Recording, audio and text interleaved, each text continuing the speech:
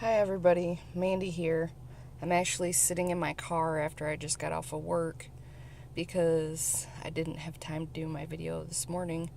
Um, just as a recap, my name's Mandy. I'm doing my internship with Hospice. Things are going really well. This week so far we've done a children's bereavement group, and it was very interesting to see that as I don't have much experience working with groups.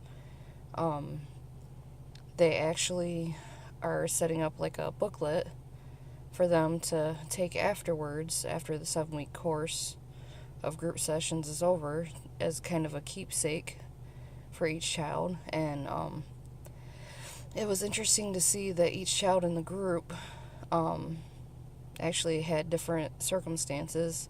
One was due to a cousin being in a car accident where she was killed, and another had to do with a lot of children losing their parents, mostly their fathers. A few had lost their mother.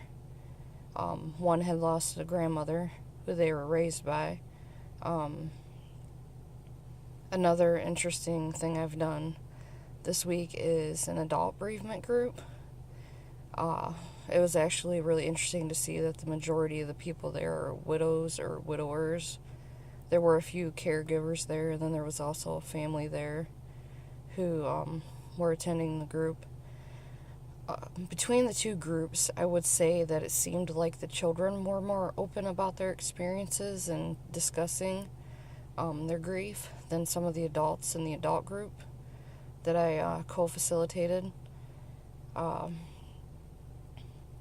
Other than that, I'm also working on putting together a grief workshop that I will be doing in December.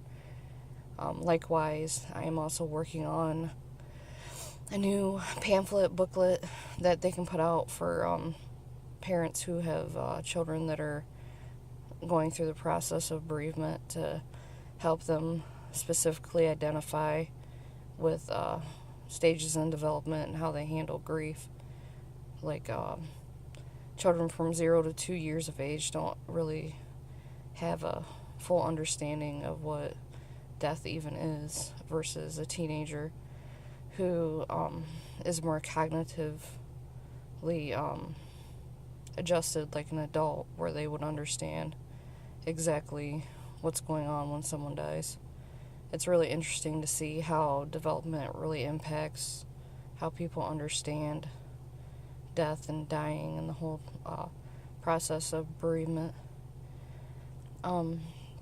Other stuff that has been going on is they have also been doing some kind of aromatherapy, massaging type techniques that's been offered to me, and I will be learning that pretty soon. So I'm very interested in finding out how that will help in terms of the patients and both the caregivers that provide services at hospice. Some other stuff that is going on would probably deal more with some of the adult bereavement groups. Most of it is more adult work. But like I said, we are doing bereavement groups for children. I find it interesting to see how all ages kind of deal with bereavement and loss. I've noticed, like in the bereavement groups that I've been in with adults, they tend to have a harder time dealing with death of their loved ones if they've been a caregiver, whereas other family members who weren't really there to provide care to the individual are still impacted by the death, but I would say that the caregiver seems to take it harder. I guess my question for you guys this week would be, with me, I have a lack of experience working in groups. What would you say would probably be one of the hardest things about working in a group with individuals? Everything from addiction to bereavement. Any input and advice would be appreciated. So to reiterate again, the question is, what do you think would be the most difficult thing in co-facilitating a group, whether it be bereavement, addiction, or children. Thanks. Bye.